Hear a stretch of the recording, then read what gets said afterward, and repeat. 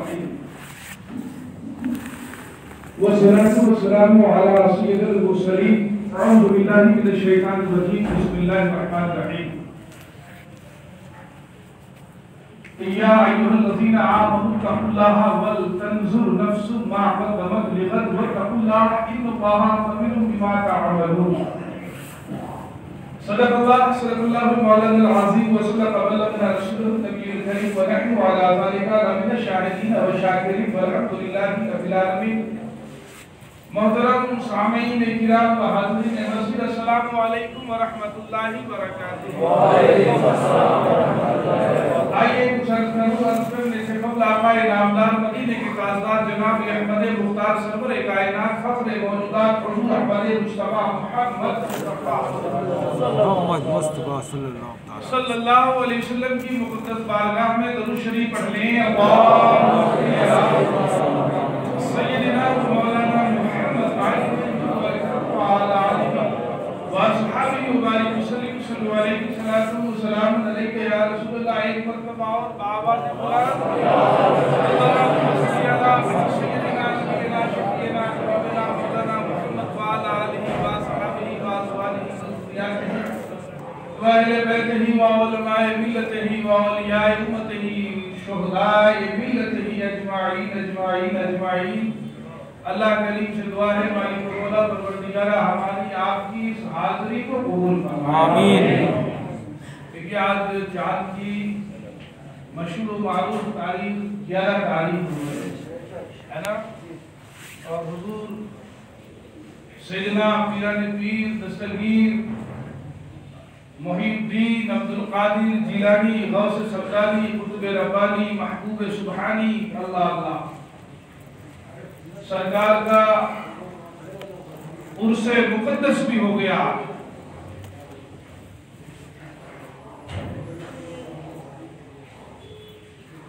سرکار کا آج کیا ہے بولو. ہاں انشاءاللہ اس عرس کی تقریب پوری دنیا میں منائی جاتی ہے نا، پوری دنیا کے اندر، اور پوری دنیا میں جتنے اہل سنت والجماعت کے لوگ ہیں الحمدللہ سبھی مناتے ہیں. اس لیے کہ یہی ایک ایسا سلسلہ ہے کہ ہر سلسلے پر اس سلسلے کا فیض ہے نا. وہ سلسلہ چاہے نقشبند ہو، چاہے سہروردی ہو، وہ سلسلہ چاہے چشتی ہو، اشرفی ہو، رضوی ہو، نوری ہو، شاذلی ہو، کوئی بھی سلسلہ ہو، ہر سلسلے میں فیضان غوث اعظم موجود ہے نا. اس لیے کہ کوئی بھی چشتی غریب نواز کا بعد میں ہے، غوث اعظم دستگیر کا پہلے ہے، اور بنا غوث کے وہ چشتی بن ہی نہیں سکتا. اگر غریب نواز کا بننا ہے اس سے پہلے غوث اعظم کا بننا ہے. جتنے اشرفی ہیں مخدوم اشرف کا بعد میں ہے، غوث اعظم دستگیر کا پہلے ہے. جتنے سہروردی ہیں اور جتنے نقشبندی ہیں بہاؤالدین نقشبندی کا بعد میں ہے، غوث اعظم کا پہلے ہے. جتنے بھی ہیں سہروردی سرکار سہرورد کا بعد میں ہے، پہلے غوث اعظم کا ہے. جتنے سلسلے مدار میں ہے تو بدیع الدین شاہ زندہ مدار کا بعد میں ہے، پہلے غوث اعظم کا. اس لیے غوث اعظم کا یہ سلسلہ ایک ایسا سلسلہ ہے جس سلسلے کی برکت تمام سلاسل میں موجود ہے نا. ہر سلسلے پر فیض حضور غوث اعظم دستگیر کا ہے. سرکار غوث اعظم دستگیر کے بچپنے کا واقعہ بہت کم عمر تھی، غالباً 7-8 سال کی عمر شریف تھی کہ معلوم چلا کہ جیلان شہر سے، کہاں سے بھائی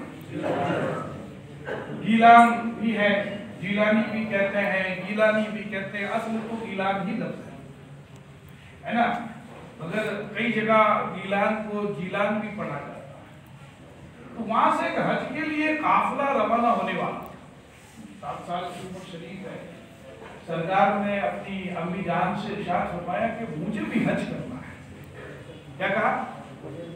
ہاں مجھے بھی حج کرنا ہے.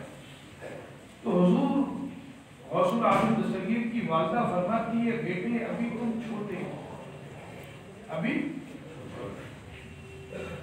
اور قافلہ یہ پیدل بھی رواں و دوا ہے، جانوروں پر بھی سوار ہو کر کے یہ قافلہ جانے والا ہے. جب تم بڑے ہو جاؤ گے پھر بارگاہ میں حاضری دینا، پھر حج کرنا، اور جتنے چاہو اتنے حج کر دینا. تو چونکہ فرما برداری کا معاملہ یہی ہوتا ہے کہ ماں کی آواز پہ لبیک کہتے گا ٹھیک ہے ماں مجھے منظور ہے.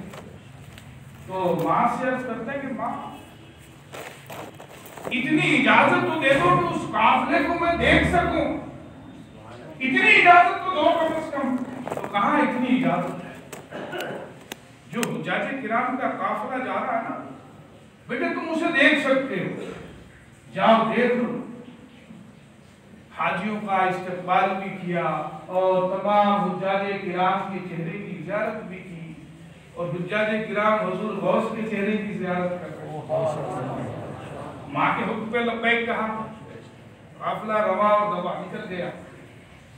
جب تک نیچے کھڑے رہے قافلہ دکھتا رہا، دیکھتے رہے. نظروں سے اوجھل ہونے لگا تو آپ اونچائی پر چڑھ گئے.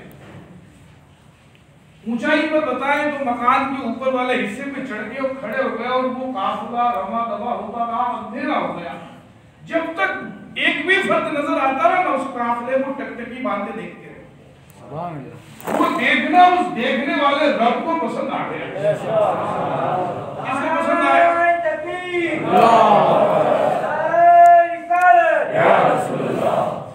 اس رب کو وہ دیکھنا پسند آ گیا کہ میرا محبوب بغداد میں اور اپنی ماں کی فرما برداری میں ہے. تو رب امداد کرتا ہے. یہ نوجوانوں کے لیے نکتہ ہے. بے شک اگر ہم نے اپنے ماں باپ کی فرما برداری کی تو مدد کہاں سے؟ بولو نا. بے شک. اور نہ بھی مانگو گے تو وہ مدد اس کی طرف سے عطا ہے. بے شک. زبان کھولنے کی ضرورت نہیں اس دربار میں، وہ دلوں کے حال کو جانتا ہے، وہ معلوم ہے اسے. تو صرف فرما برداری ہم میں لکھی گئی ہے.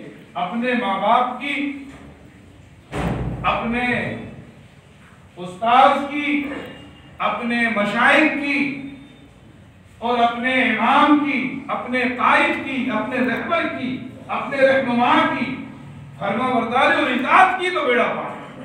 اس لیے کہ نوجوان اگر کامیابی چاہتے ہو، کامرانی چاہتے ہو تو پہلے ماں باپ کی فرما برداری کرو، اللہ اس کے رسول کی اطاعت کرو، انشاءاللہ کامیاب ہو جاؤ. ان کے بغیر کامیابی نہیں ہے. یہ حضور غوث پاک ہمیں درس عبرت دے رہے ہیں.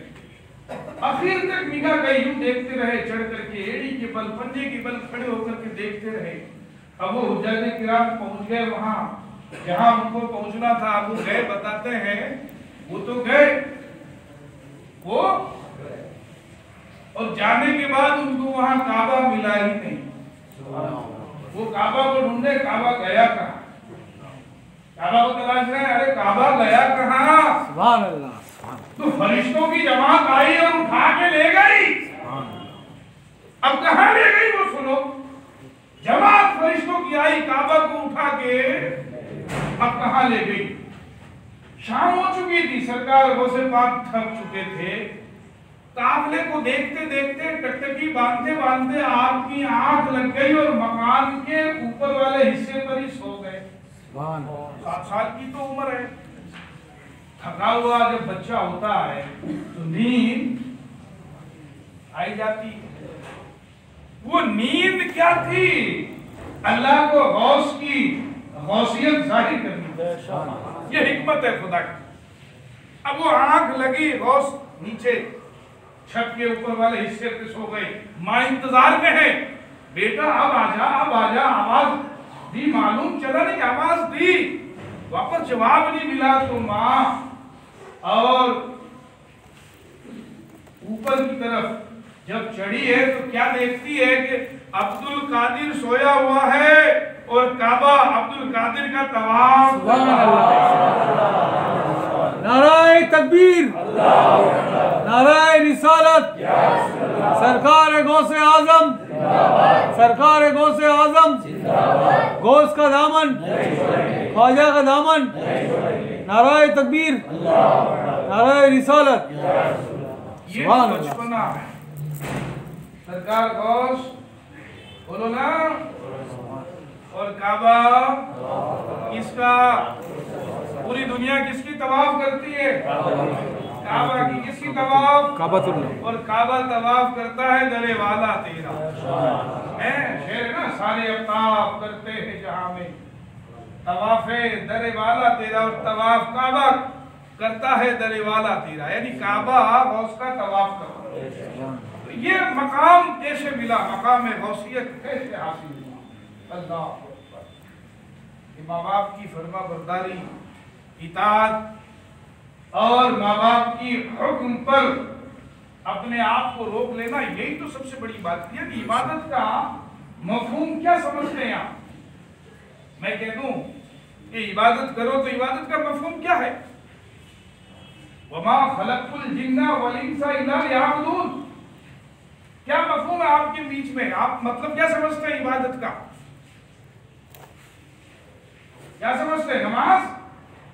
آپ نے اس مفہوم کو صرف اور صرف ایک لمحے کے لیے، ایک چیز کے لیے مقرر کر دیا. عبادت کا مطلب صرف نماز نہیں ہے، عبادت کا مطلب صرف حج نہیں ہے، عبادت کا مطلب صرف زکات دینا نہیں ہے، عبادت کا مطلب صرف قرآن پڑھنا نہیں ہے، عبادت کا مطلب صرف روزہ رکھنا نہیں ہے.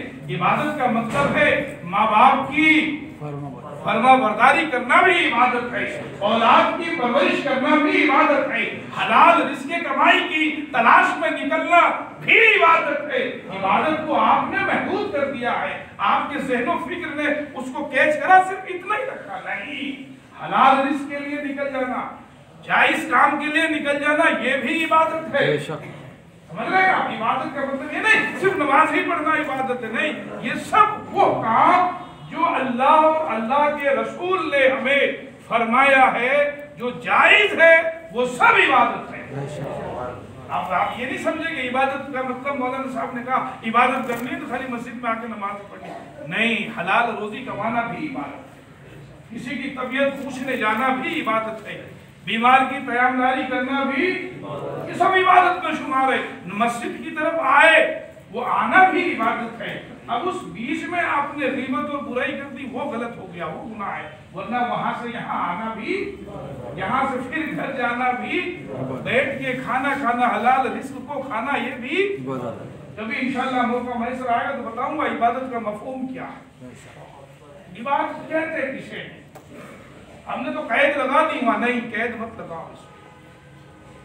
عبادت کو بکھیریں گے تو بہت کچھ نکل گیا. صرف ایک عبادت کے اندر بہت کچھ چھپا ہے، اس کو سمجھنے کی ضرورت ہے.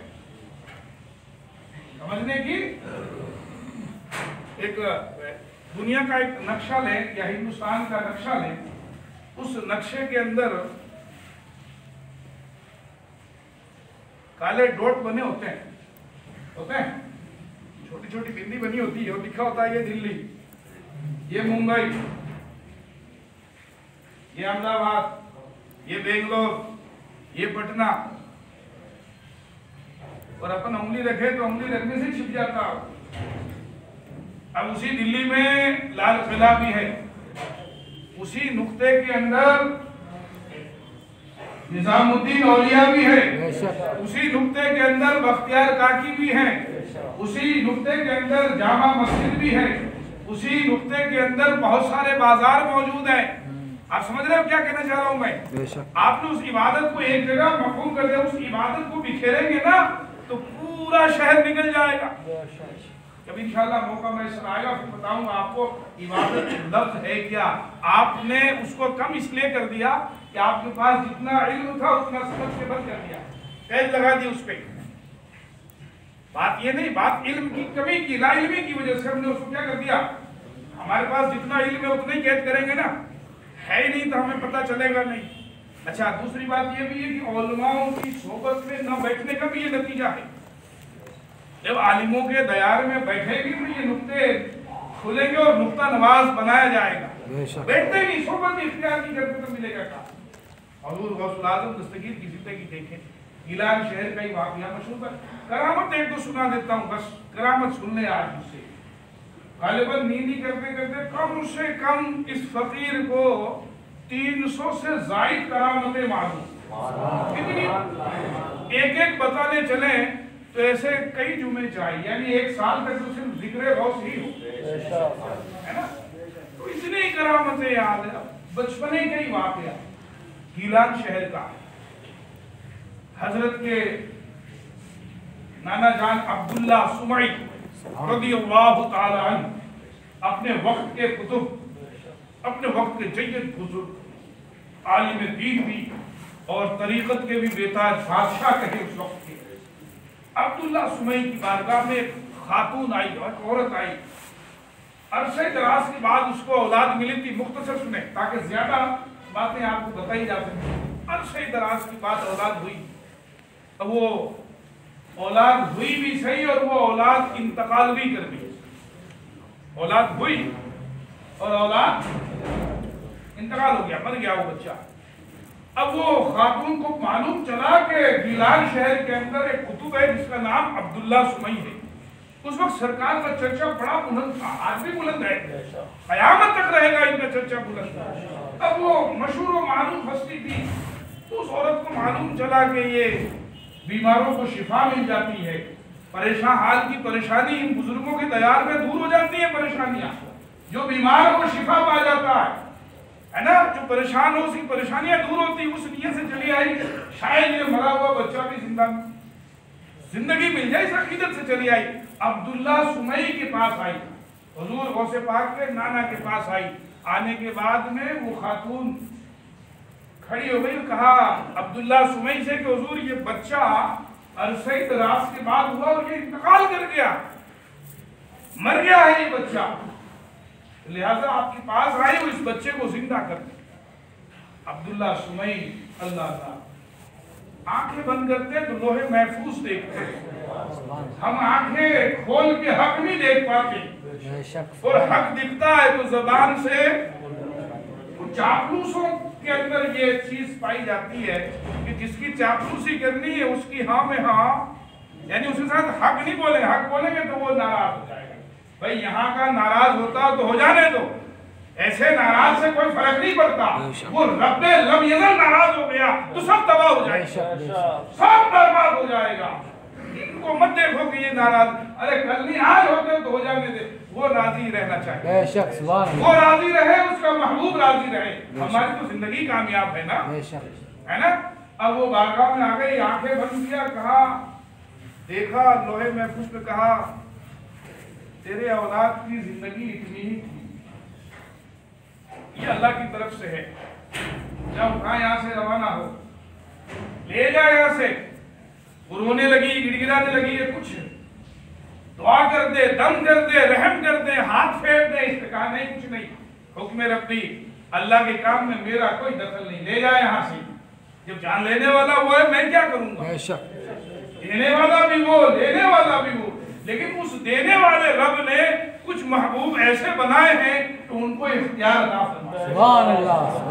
उन्हीं इख्तियारात में से अब्दुल्ला सुमई के नवासे, जिन्हें हम और आप बहुत से पाक कहते हैं, उम्र शरीफ 8 साल या 9 साल, एक ऊंचे टीले पर बैठे हुए हैं और कुछ बच्चों के साथ खेल रहे हैं। इनके साथ छोटे छोटे बच्चे हैं और खेल भी कितना प्यारा है, आप और हम नहीं खेल सकते वो खेल।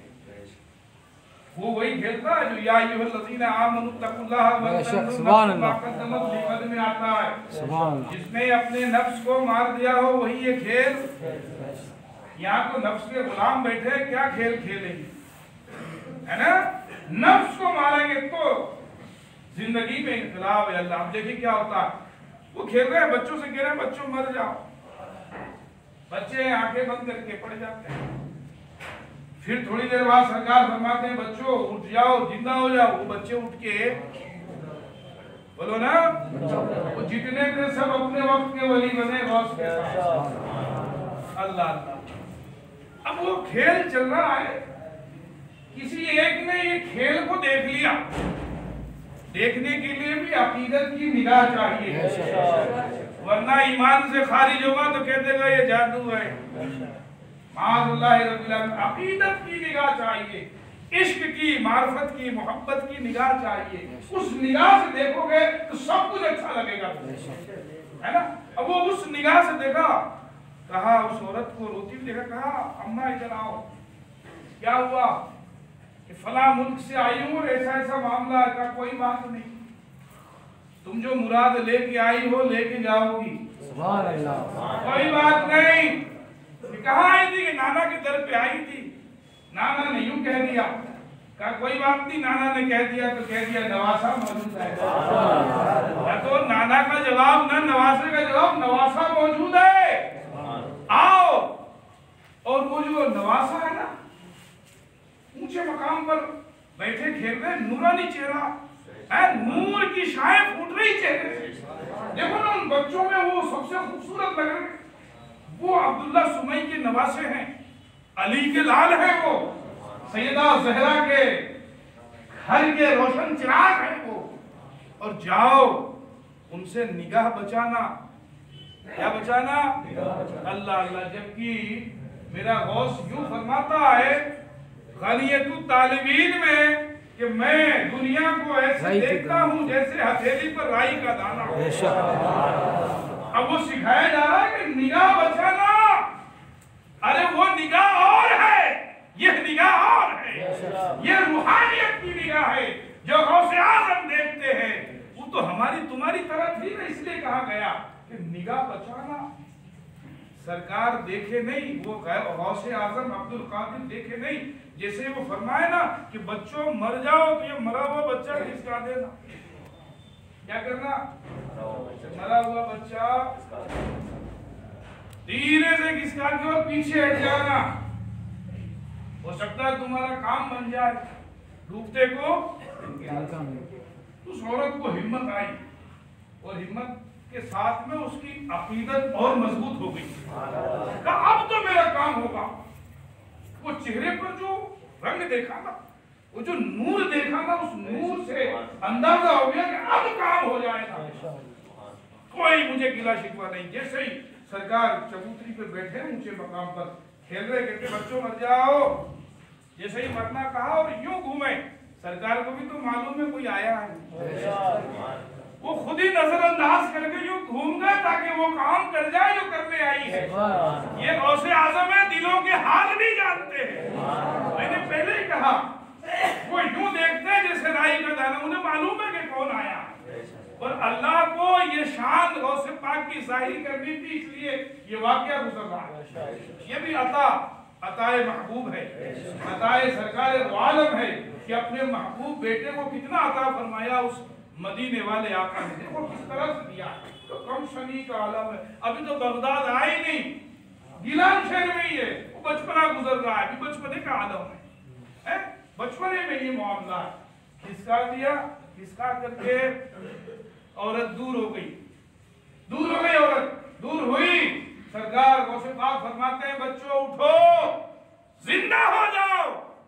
جتنے مرے ہوئے بچے تھے سب اٹھ کے، وہ جو مرا ہوا بچہ عورت نے کھسکایا تھا وہ بھی اٹھ کے بیٹھ گیا، رونے لگا، آنکھیں مسلنے لگا ماں کی طرف، ماں کی طرف لگی، ماں کدھر ہے، ماں کدھر ہے، ماں کی طرف رخ کیا، ماں کے گلے سے لپٹ گیا، ماں اس کو چومنے لگی۔ اب وہی ماں اٹھی اور کہاں جاتی ہے؟ عبداللہ سمی کی بارگاہ میں، دروازے پر پہنچ گئی، کہا وہ عبداللہ سمی دیکھ یہ بیٹا جو مرا ہوا تھا، آئی تیرے در پہ تھی، آئی تیرے گھر پہ تھی، مگر جو تجھ سے نہ ہوا وہ تیرے ہی خون عبد القادر نے کر دکھایا ہے۔ یہ بچہ میرا زندہ ہو گیا ہے، اور جس طرح سے معلوم ہوا عبداللہ سمی کو کہ مرا ہوا بچہ زندگی پا جاتا ہے، عبداللہ سمی اپنے گھر سے عصا لے کر کے نکلتے ہیں، کہاں ہے عبد القادر، کہاں ہے عبد القادر؟ عصا لیے ہوئے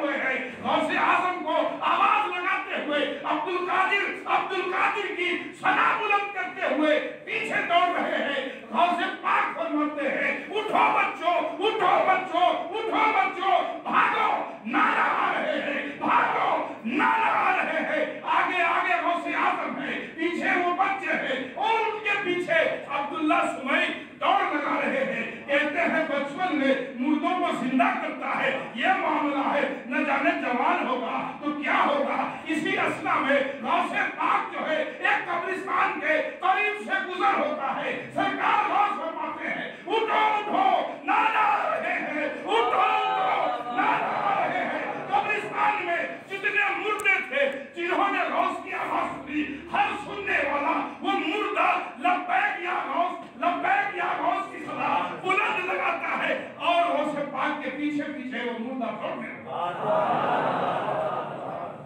یہ غوث اعظم کا بچپنا ہے۔ جیسے ہی دیکھا عبداللہ سمئی نے کہ قبرستان آدھا زندہ ہو گیا، اگر عبد القادر نے پورا قبرستان پار کر دیا تو نہ جانے کتنے 100 سال سے سوئے تھے سب اٹھ جائیں گے۔ میرے عزیزوں، وہ اٹھے نہ اٹھے تو اپنے ضمیر کو زندہ کرو، اپنی زندگی میں انقلاب لاؤ۔ یہ واقعہ سنانا مقصد اس لیے ہے کہ ہم اپنی زندگی میں انقلاب پیدا کریں، اپنی زبان کے اندر وہ تاب پیدا کریں، اپنی پیشانیوں کے اندر سجدے کی تاب کو لائیں۔ اللہ سے دعا کرو کہ مولا سختی سے اہدنا الصراط المستقیم پر ہمیں زندگی عطا فرمائے۔ دعا کرو اس مولا سے۔ آج مقدس دن، مقدس تاریخ، اپنے اپنے گھر جائے، مکان میں، دکان پہ، کاروبار پہ، تو 11ویں شریف کی فاتحہ ضرور لگائیں۔ واقعات بہت ہے، واقعات کی کمی نہیں ہے، ہمارے پاس وقت کی کمی ہے، اور آپ جتنے لوگ بیٹھے ہیں سب کے لیے الحمدللہ تبرکات کا اہتمام اور انتظام ہے۔ اور آج آپ آ گئے ہو، بیماری کا معاملہ چل رہا ہے عروج پہ، دعا کرو کہ مولا اس بیماری سے تمام ایمان والوں کو محفوظ فرمائے، ہے نا۔ حضور غوث الاعظم دستگیر کی بارگاہ میں بھی ہم فاتحہ بھی لگائیں گے، اور تمام جو آئے ہو غوث کے نام پر میں تمہیں کہہ رہا ہوں کہ رکیں، صلاۃ و سلام پڑھیں، اور اپنا تبرکات جو غوث اعظم کے نام پر جو بٹے گا وہ اپنے گھر لے کر آپ بھی کھائیں، تبرکات کو تقسیم کریں، جو بھی پیغام یہاں سے ملتا ہے وہ اپنے تک نہ رکھیں، اس کو عام کریں، اس لیے کہ جو گئے جمعے کا جو معاملہ تھا وہ بچے والا، میرے بھائی وہ ادھورا ہے، مجھے بھی بڑی بے چینی ہے کہ میں وہ پیش کر کے بات ختم کروں، ہے نا۔ انشاءاللہ حیات رہی، زندگی رہی تو آنے والا جمعہ ہے، اس میں بچے والا سنایا تھا آپ کو، وہ ادھورا ہے، جب تک پورا نہیں کرتا میرے کو بھی بے چینی ہے نا۔ حیات رہی، زندگی رہی تو انشاءاللہ ضرور سناؤں گا۔ اور میرے عزیزوں، ہمارے جناب حاجی سید شرافت علی صاحب، ان کی حق میں دعا کریں، مولا انہیں صحت کاملہ عاجلہ عطا فرمائے۔